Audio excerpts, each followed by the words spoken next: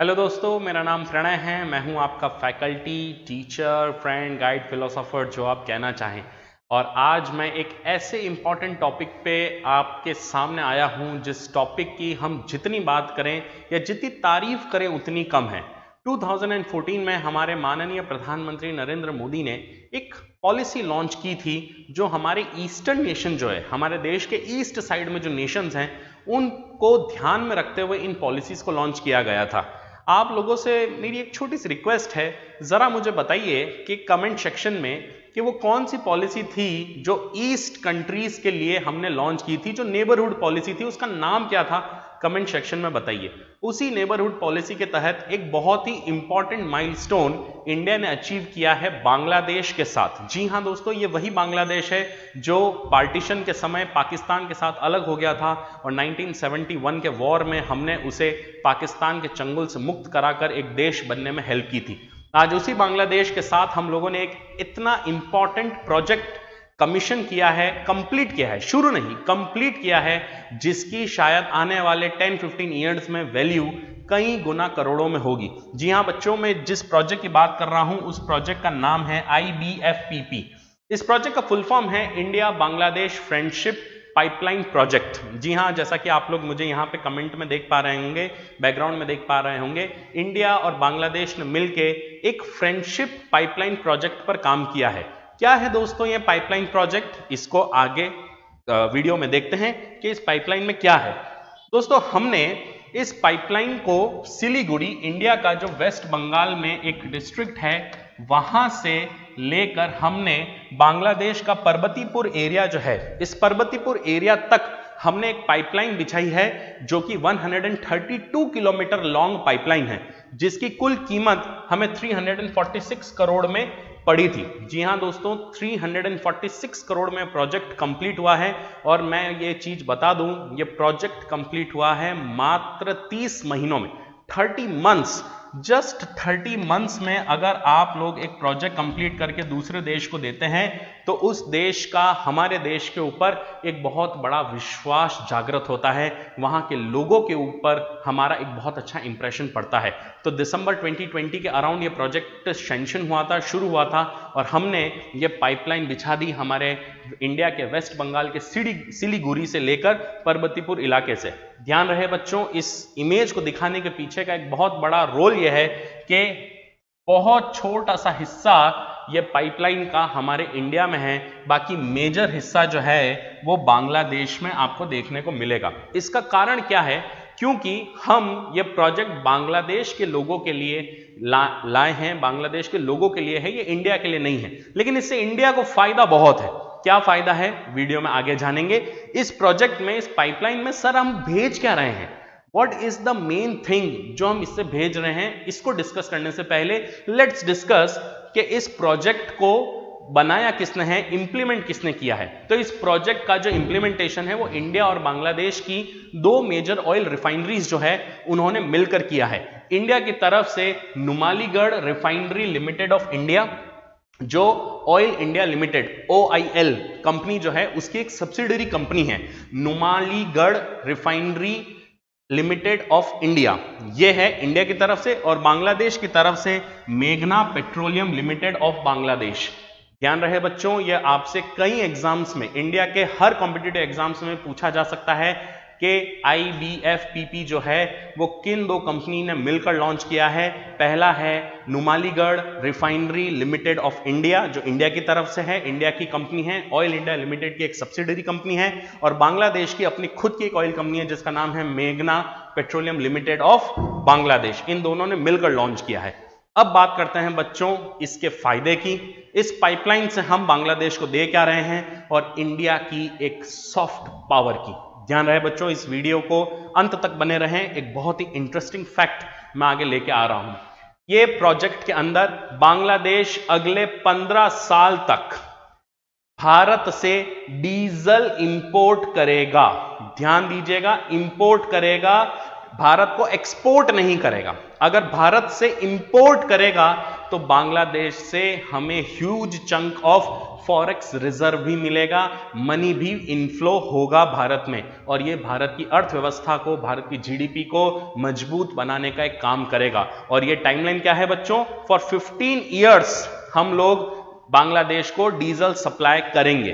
कितना diesel supply करेंगे जरा इसके ऊपर नजर डाल लेते हैं। हम लोग 2.5 लाख टन ऑफ डीजल शुरू के 3-4 साल में हम 2.5 लाख टन ऑफ डीजल हम देंगे। बाद में आफ्टर 3-4 इयर्स जब सब कुछ सुचारू रूप से चल रहा होगा, अच्छे रूप से चल रहा होगा, तब हम लोग इसकी कैपेसिटी बढ़ा के 4 to 5 लाख टन, ध्यान दीजिएगा 4 to 5 लाख टन, एक टन में 1000 लीटर होता है, एक टन में अराउंड 1000 लीटर्स के अराउंड पेट्रोल हमको मिलता है, उससे भी ज्यादा हमको मिलता है।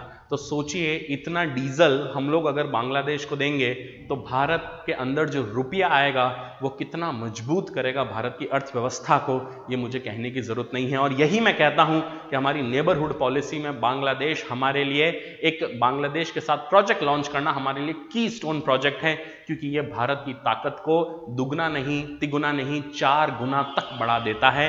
क्योंकि आसपास के जो पड़ोसी देश हैं उनमें भी ये विश्वास जागृत होता है कि इंडिया जिस प्रोजेक्ट को हमारे साथ लॉन्च करता है या उसका इनॉग्रेशन करता है उसको कंप्लीट भी समय पर करके देता है, ताकि दूसरी कंट्री को उसका बेनिफिट मिल सके। ये गवर्नमेंट ऑफ इंडिया की एक बहुत अच्छी पॉलिसी है कि जिस प्रोजेक्ट को वो शुरू करते हैं खत्म भी वो उसे करते हैं, अदरवाइज पेपर में सालों साल वो प्रोजेक्ट चलते रहते हैं। इसके लिए सेंट्रल गवर्नमेंट का बहुत बहुत धन्यवाद। इस प्रोजेक्ट का अब बात करते हैं कॉस्ट। क्या फायदा मिलेगा बांग्लादेश को इंडिया के इस IBFPP प्रोजेक्ट से? ध्यान देना, this is the most important. Current cost of barrel, एक बैरल की कीमत अभी बांग्लादेश को पड़ रही है $8।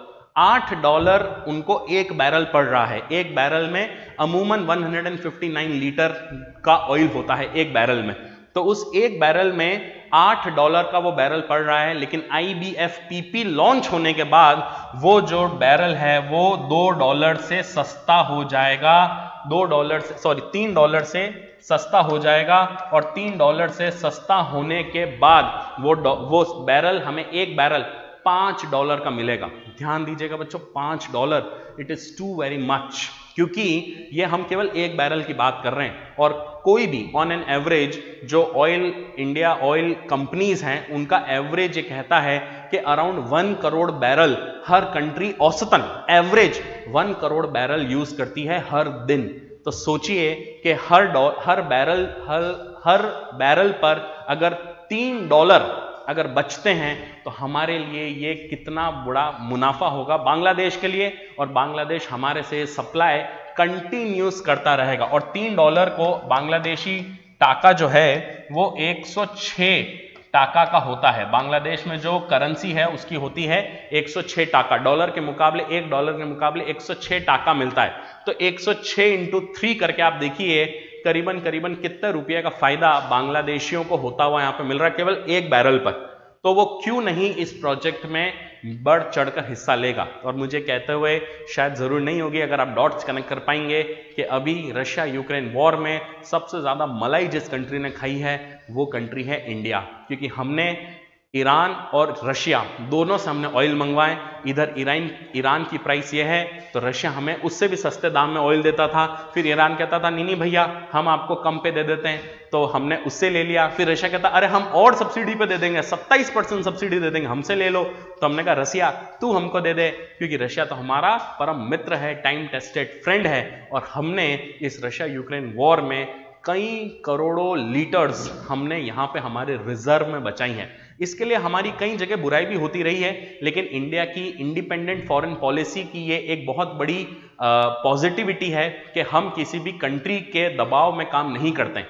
हम लोग कभी किसी का साइड नहीं लेते। रशिया यूक्रेन का वॉर चल रहा है, वो दो कंट्री के आपस का मामला है, हम रशिया के भी साथ हैं, हम यूक्रेन के भी साथ हैं, और हमारे पास 130 करोड़ लोगों के पेट भरने के लिए, गाड़ी चलाने के लिए, हमारी डेमोग्राफी को देने के लिए हमारे पास बहुत सारे रिसोर्सेज की जरूरत है। तो अगर ऑयल हमें सस्ते में मिल रहा है तो क्यों नहीं। उसी सस्ते ऑयल का नतीजा यह है कि हम एक बैरल $5 पे उसको दे सकते हैं। अब सबसे इंपॉर्टेंट लीप इस प्रोजेक्ट का क्या है, बहुत ध्यान से सुनना।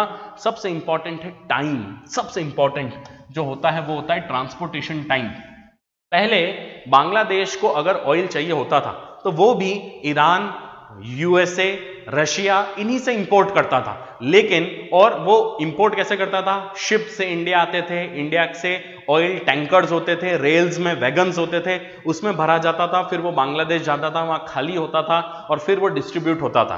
तो it took days and the days, on an average 2 दिन लगते थे बांग्लादेश में पेट्रोल को लाने के लिए। 2 दिन ऑन एन एवरेज, कभी कभी 1 दिन भी लगता था, लेकिन ऑन एन एवरेज 2 दिन लगते थे, 48 आवर्स लगते थे पेट्रोल को पहुंचाने के लिए। लेकिन IBFPP की मदद से पर्वतीपुर डिस्ट्रिक्ट और उसके आसपास के 16 डिस्ट्रिक्ट में, ध्यान दीजिएगा, पर्वतीपुर और उसके आसपास के 16 डिस्ट्रिक्ट में ये ऑयल इंस्टेंटली या ऑन रियल टाइम बेसिस ये मात्र 1 घंटे में पहुंच रहा है।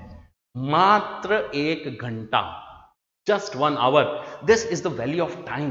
बिकॉज जैसे जैसे ट्रांसपोर्टेशन का कॉस्ट कब बढ़ता है? जब ट्रांसपोर्टेशन टाइम बढ़ता है। जैसे ट्रांसपोर्टेशन टाइम बढ़ेगा वैसे ही ट्रांसपोर्टेशन कॉस्ट बढ़ जाएगी, विच इनडायरेक्टली रिफ्लेक्ट और directly reflect into the cost of the diesel.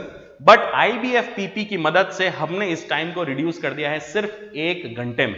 मात्र 1 घंटे के अंदर अगर इंडिया से ऑयल डीजल छोड़ा जाता है, वो पर्वतीपुर डिस्ट्रिक्ट में 1 घंटे में पहुंच जाएगा और वहां से इंस्टेंट फ्लो दूसरे डिस्ट्रिक्ट में चला जाएगा। Now this is what we have achieved as a nation. अब बांग्लादेश के लोग हम पे ट्रस्ट करेंगे कि नहीं करेंगे? क्यों नहीं करेंगे? बिल्कुल करेंगे, क्योंकि ये इंडिया की सॉफ्ट पावर है। ये इंडिया की सॉफ्ट पावर है। हम लोग कुछ प्रोजेक्ट लॉन्च करते हैं और उसका सक्सेसफुल इंप्लीमेंटेशन अगर होता है तो वो इंडिया की सॉफ्ट पावर को बढ़ाता है। वो इंडिया के लोगों के ऊपर, इंडिया की गवर्नमेंट के ऊपर, इंडिया एज ए नेशन के ऊपर एक ट्रस्ट डेवलप करता है। और यही हमारे देश की सबसे बड़ी खासियत है और यही होना चाहिए। मैं फिर आपको रिमाइंड करा दूं, हमारी नेबरहुड पॉलिसी का नाम क्या है ये कमेंट सेक्शन में ज़रूर बताइएगा।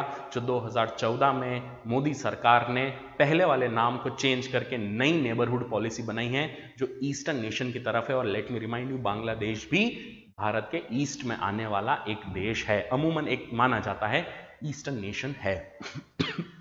और बात करते हैं आगे, ये प्रोजेक्ट का ओवरव्यू है जो 30 महीनों के अंदर अंदर हो गया है। 1 MMTA की पूरी इसकी कैपेसिटी है और स्टेट ऑफ आर्ट टेक्नोलॉजी के साथ बनाया गया है। स्टेट ऑफ आर्ट टेक्नोलॉजी के साथ बांग्लादेश और इंडिया का जो रिलेशन है ये टाइम टेस्टेड रिलेशन है।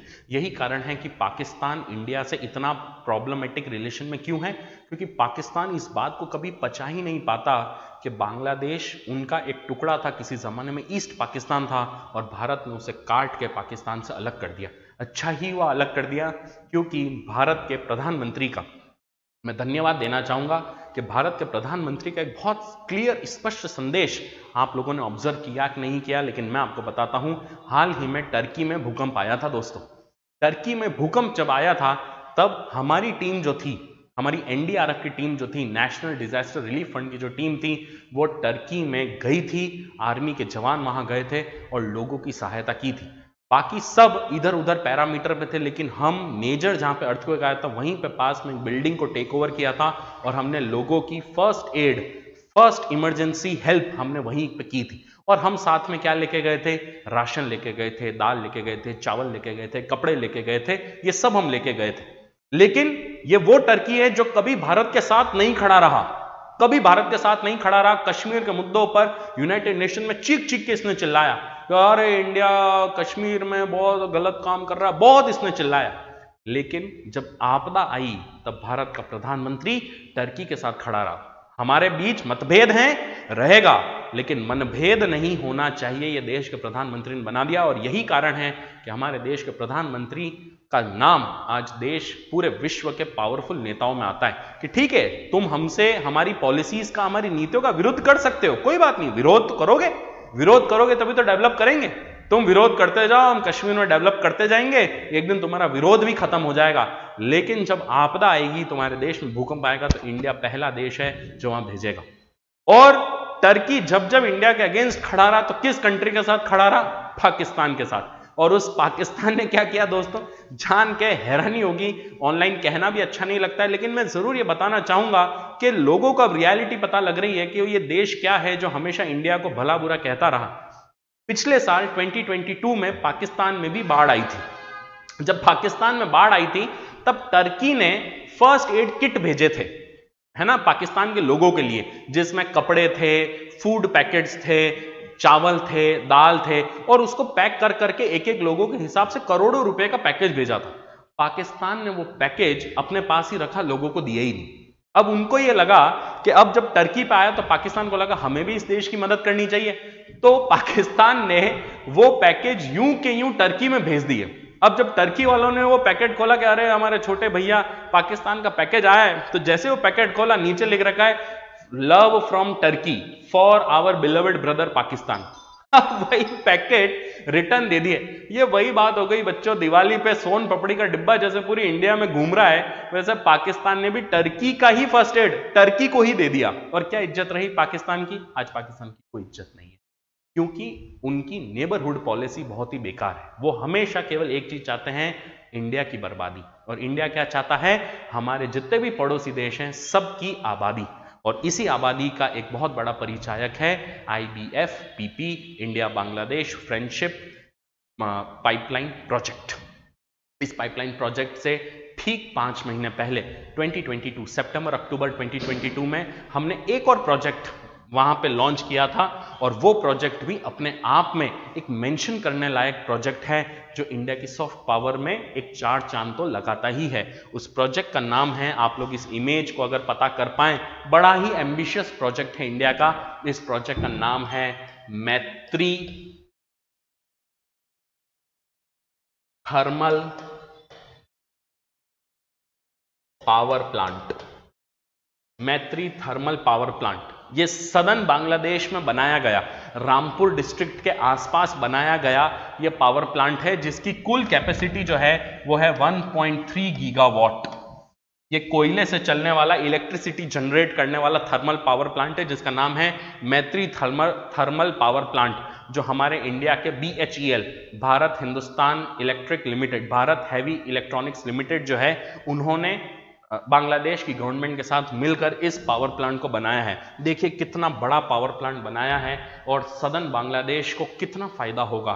दोस्तों, भारत की इन्हीं चीजों की वजह से आज भारत एक विश्व विजेता के रूप में जाना जाता है, और भारत की इसी पॉलिसी की वजह से आज कई देश भारत में निवेश करने को आतुर हैं। ऐसे ही डिस्क्रिप्टिव वीडियोस के लिए मैं आप लोगों से रिक्वेस्ट करूंगा कि आप हमारे चैनल को सब्सक्राइब करें, ताकि ऐसे इंफॉर्मेटिव वीडियोस आप लोगों तक जल्द से जल्द पहुंच सकें। Thank you so very much. मेरा नाम प्रणय है। मैं फिर से मिलूंगा आपसे अगले वीडियो में ऐसे ही रोचक प्रोजेक्ट के बारे में जो करंट अफेयर्स में आ रहे हैं। Thank you so very much.